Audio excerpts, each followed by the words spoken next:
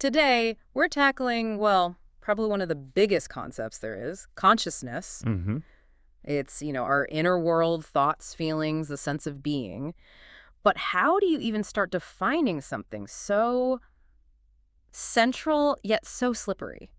It really is slippery. And that's why it's fascinated people for, well, forever. It touches everything. Right. So our mission in this deep dive is to try and map that out a bit. We've got a whole stack of sources: history, philosophy, the latest science. We're going to try and pull out the key ideas, maybe some surprising facts, and just explore how people have tried to get a handle on this thing. Exactly. See where the thinking has gone and where it might be heading. Okay, so first hurdle, just defining it. Our sources say something like 40 different meanings. Yeah, around that number. It Yeah. makes getting a single, universally accepted definition seem, well, pretty unlikely right now. Like trying to nail jelly to a wall. So where did the word itself even start? How did it get so messy? Well, the words conscious and consciousness actually only pop up in English in the 1600s.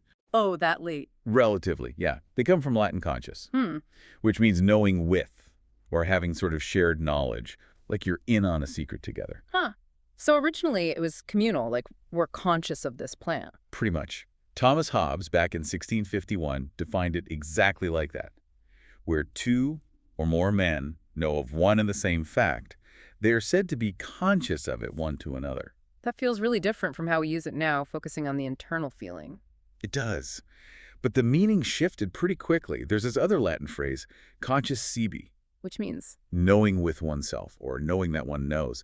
So becoming aware of your own internal state. Ah, okay. Like Archbishop Usher in 1613 talking about being so conscious unto myself of my great weakness. That's much closer. Exactly. And Descartes used a similar term, conscientia, for that kind of inner knowing, that internal testimony. And then John Locke comes along in 1690 and really nails down that modern sense, right? He did. He defined it as the perception of what passes in a man's own mind. Okay, that sounds familiar. Focusing squarely on individual subjective experience. And that definition was hugely influential, especially in British philosophy for the next century or so. So fast forward to now, dictionary definitions are still kind of all over the place. They really are. Webster's talks about inward psychological facts and external objects.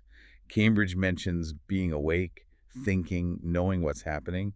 Oxford adds awareness of the mind itself and the world. It just shows it's not one single thing. Philosophers try to break it down, right?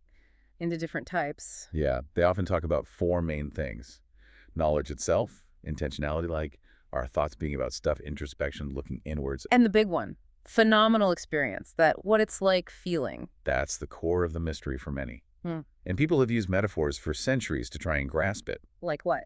Well, early 19th century, with geology beaming, the mind was seen as having hidden layers, like rocks. Okay, I can picture that. Then Freud comes along, and suddenly consciousness is just the tip of the iceberg, right? A small part of mental life above this vast unconscious. Right. And didn't they talk about ideas like magnets or mental chemistry? Yeah, ideas attracting each other, combining into new mental compounds, all attempts to make the mind seem more, well, mechanical or understandable. But the metaphor that really stuck is William James's stream of consciousness. Absolutely, from 1892.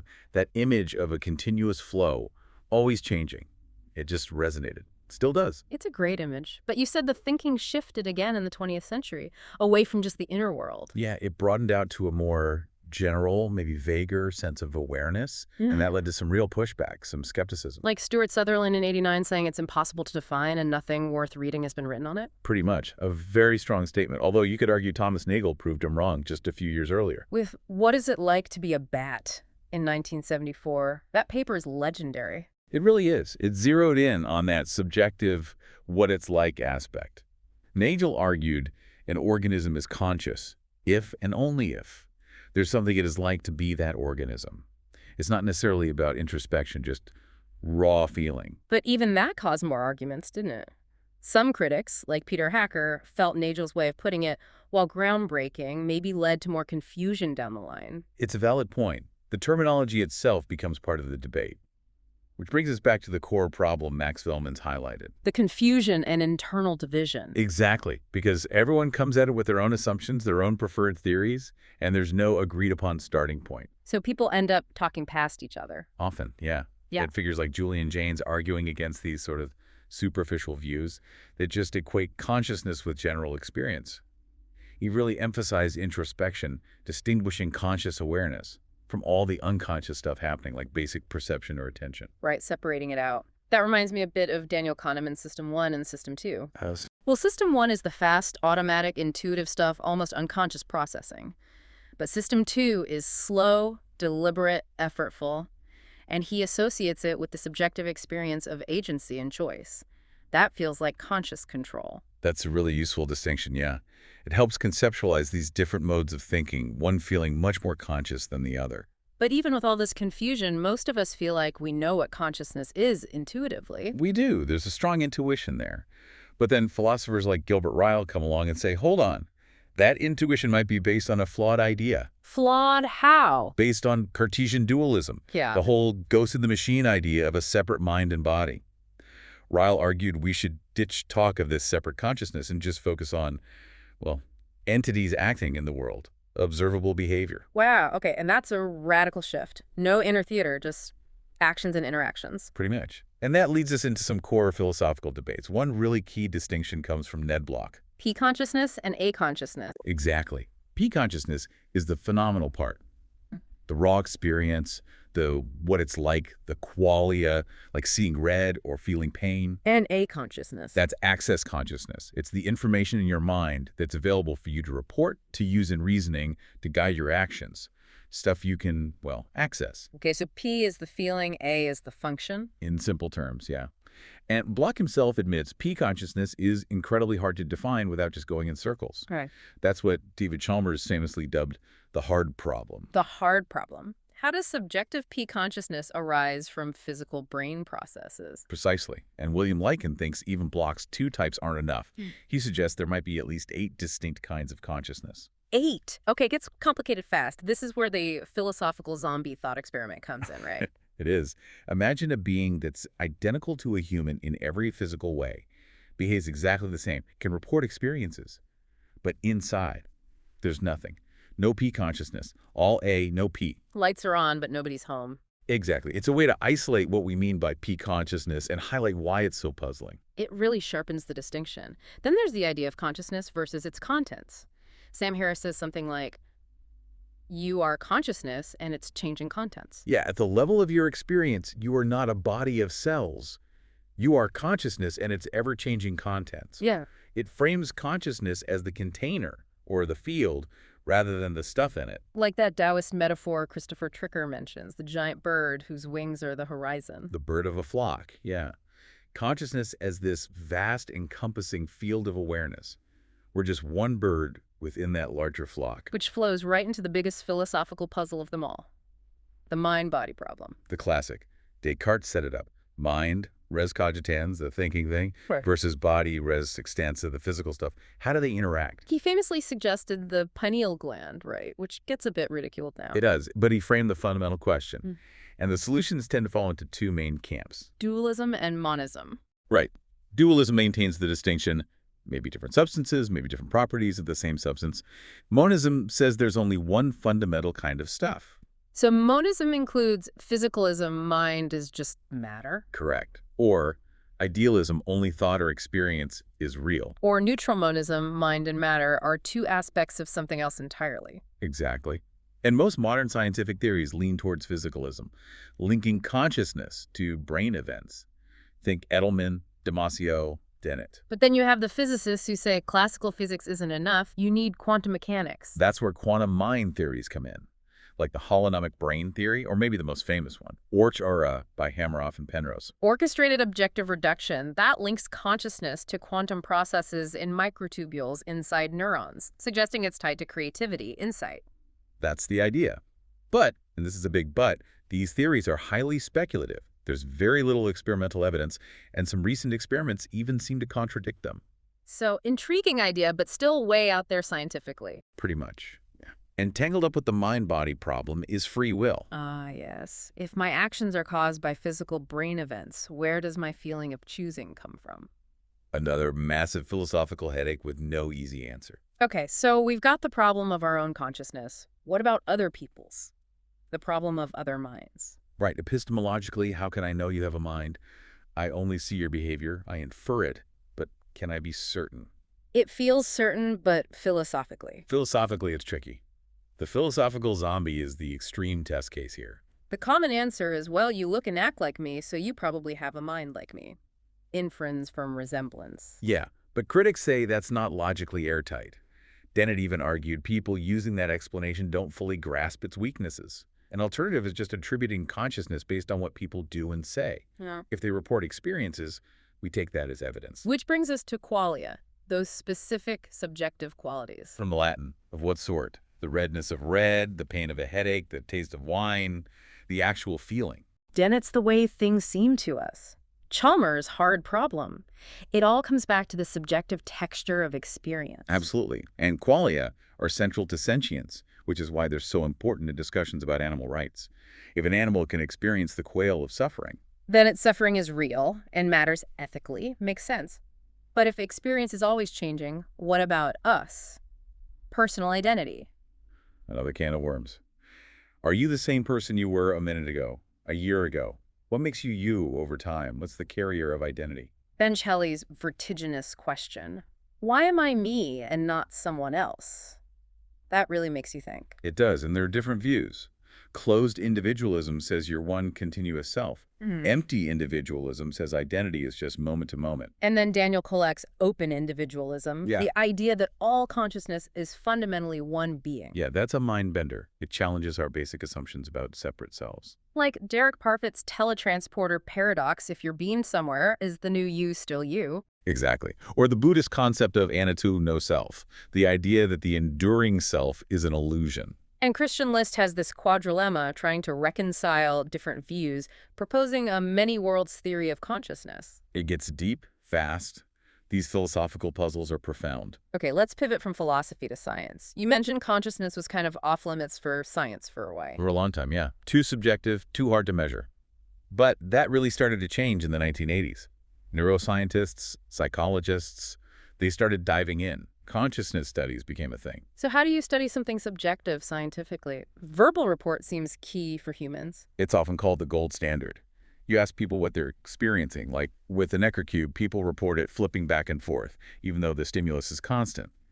That report is taken as data about their conscious state. But it has limits, right? Can people be wrong about their own experience? Seems odd, and obviously, it only works for those who can talk. And the zombie argument pops up again. Couldn't a non-conscious thing say it's having an experience?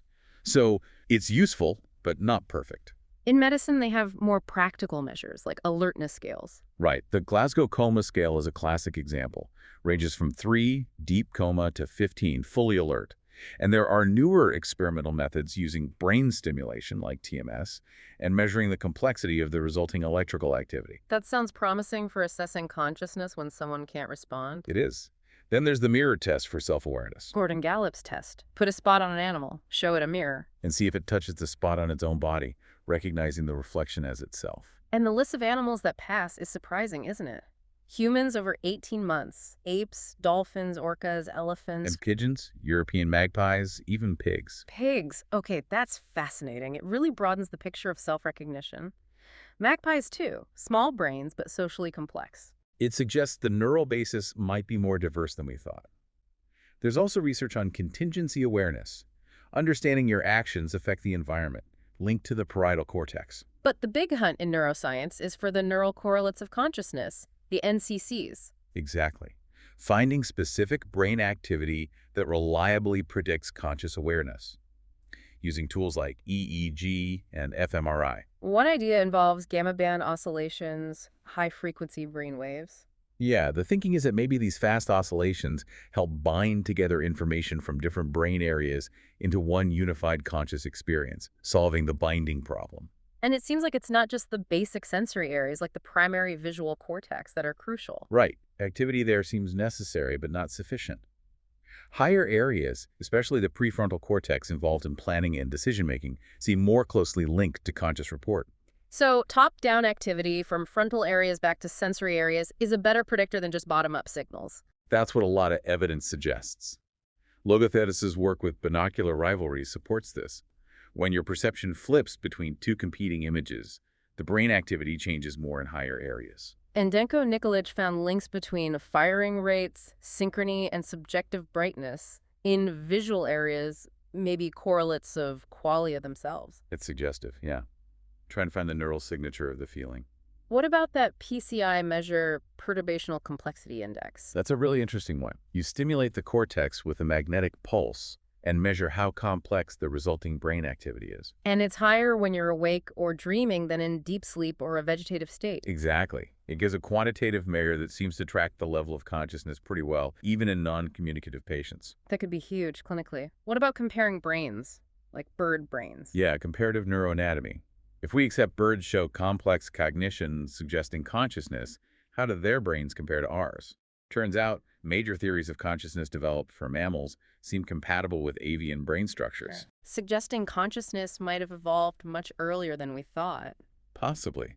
Though Joaquin Fuster stresses the importance of the highly developed human prefrontal cortex in language areas, Wernicke's, Broca's, for our specific kind of higher-order consciousness. And specific brain parts. Didn't a study find a tiny spot in the brainstem that's critical? Yes, a 2016 study identified a small region in the brainstem connecting with the insula and cingulate cortex that seems absolutely essential just for maintaining consciousness.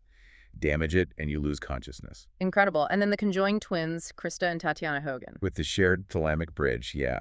The potential for shared sensory experience there is just mind-boggling. A possible proof of concept for shared experience between brains. Okay, let's talk models. How do scientists try to explain how this all works? Global workspace theory. Bernard Barr's idea. He uses a theater metaphor. Consciousness is the brightly lit stage where information from various unconscious actors is broadcast to a wider audience of other unconscious processes. So consciousness as a central information exchange. Pretty much. Then there's IIT integrated information theory. Giulio Tononi.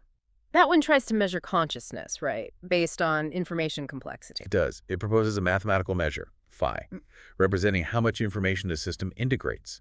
Higher phi, more consciousness. It's influential, but also controversial. And we mentioned Orchor, the quantum one. It's still speculative. Very.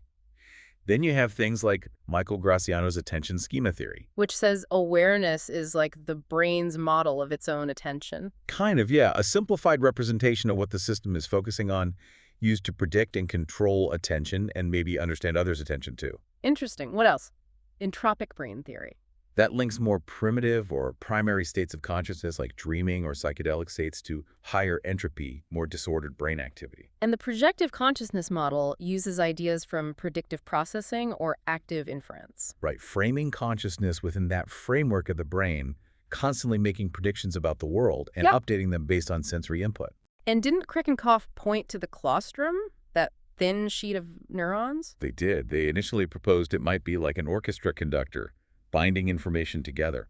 A study in 2014 where stimulating it turned off consciousness seemed to support a key role. But later research suggested maybe it's more like a router. Yeah, a 2022 study suggested it might be more involved in routing commands or coordinating activity rather than being the seat of consciousness itself. The jury's still out on its precise role. Okay, so lots of models, lots of ongoing research. What about consciousness beyond typical adult humans? Evolution. Big questions there. Does consciousness even have a biological function? Or is it just a side effect?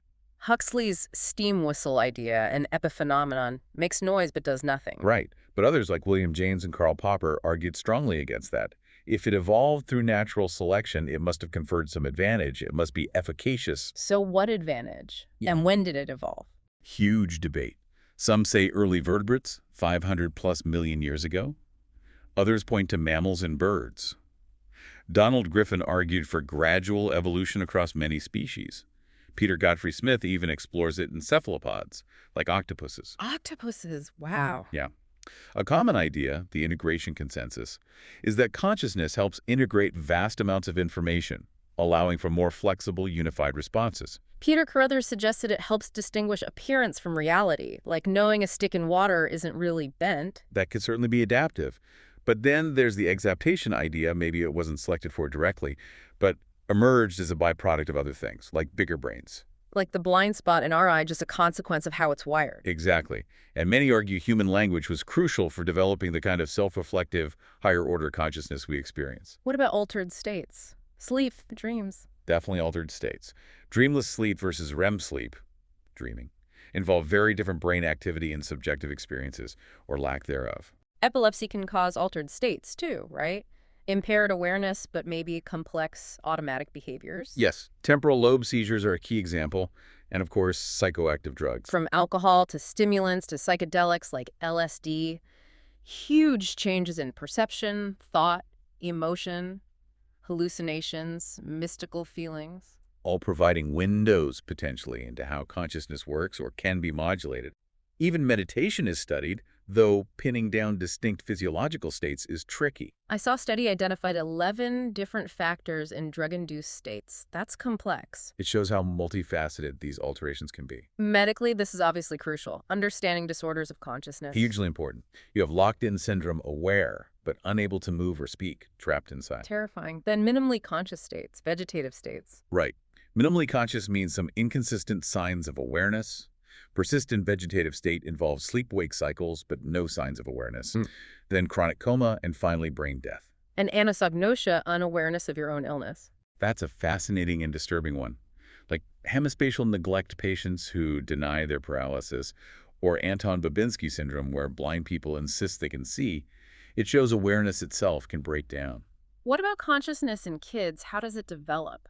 Well, different aspects develop at different times. Researchers like Folks, Nelson, and Fivish argue that introspective or autobiographical consciousness, the kind tied to language, memory, and understanding others' minds, theory of mind, really emerges around ages 5 to 7. Janes also linked consciousness heavily to language development. He did. Before that, the inner world might be quite different. In animals, we touched on this, the problem of other minds is huge here. Absolutely. No language makes it tough. Nagel's bat paper perfectly captures the challenge. We might never know what it's really like. But that Cambridge Declaration on Consciousness in 2012 was a big deal, wasn't it? It was.